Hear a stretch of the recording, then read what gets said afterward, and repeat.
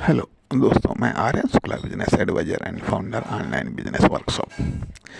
मित्रों, अमीर बनने के तीन रास्ते हैं। या तो आप बचत पर फोकस करिए, अर्थात अपनी थिंकिंग को थोड़ा सा चेंज करिएगा। यहाँ पर बचत पर फोकस करने का अर्थ यह हम कि आज यदि 100 रुपये बचाए, कल 200 बचाइए। 200 बचाने के बारे में सोचिएगा, परसों 1000 बचाने के बारे में सोचिएगा, अगली बार लाख बचाने के बारे में सोचिएगा।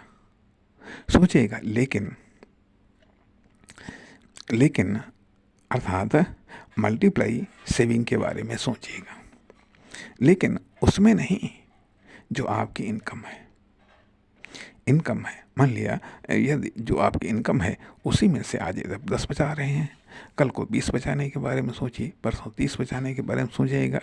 इनकम वही ये हम नहीं कह रहे हैं, हम ये कह रहे हैं कि जब आप बचत को मल्टीप्लाई में सोचेंगे तो आप सोचेंगे कि आज तो हम 10 कमा रहे हैं, 10 बचा रहे हैं, परसों हमको 100 बचाना है।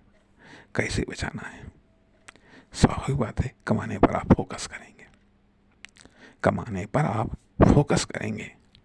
करेंगे तो इस सेविंग के द्वारा कमाने पर फोकस करेंगे तो परिणाम आप धीरे धीरे आप अमीर होते चले जाएंगे। धीरे धीरे आप कमाने और सेविंग दोनों में आप अपने एफर्ट को इन्वॉल्व करेंगे। ठीक, ये सेविंग मेथड बाय अर्निंग। दूसरा मेथड है स्पेंडिंग मेथड। यदि आप आज 100 खर्च करते हैं, परसों 200 खर्च करने के बारे में सोचिए, परसों उसके अगले दिन 1000 खर्च करने के बारे में सोचिएगा। अर्थात मल्टीप्लाई स्पेंडिंग के बारे में सोचिएगा। और ये भी उसमें से नहीं जो आप आज कमा रहे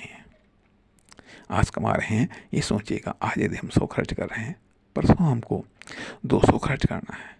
कैसे खर्च करना, ये भी कमाने के बारे में सोचिएगा कि जब हम और अधिक कमाएंगे तभी हम और अधिक खर्च कर सकते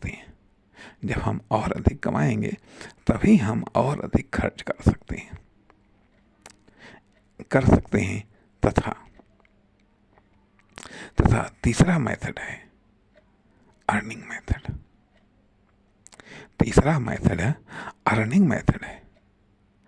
मेथड है कि जिसमें आप आज यदि 10 कमा रहे हैं, परसों 20 कमाइए, नरसों 100 कमाइएगा। अर्थात इस तरीके से अर्निंग को बढ़ाइएगा, मल्टीप्लाई अर्निंग को बढ़ाइएगा। या तो आप कहने का अर्थ यह बनता है, या ये कह लीजिएगा कि कंजप्शंस के द्वारा भी यदि आप आज इस चीज़ का उपभोग कर रहे हैं, इससे बेहतर चीज़ का उपभोग करना है, अगले दिन और बेहतर चीज़ का उपभोग करना है। लेकिन वो कैसे? बाय अर्निंग ही।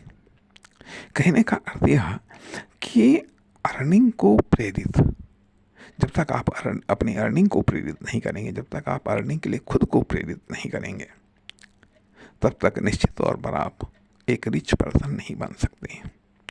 यही चीज़ें व्यक्ति पर भी लागू होती हैं, यही चीज़ें फर्म, दुकान, कंपनी पर भी लागू होती हैं।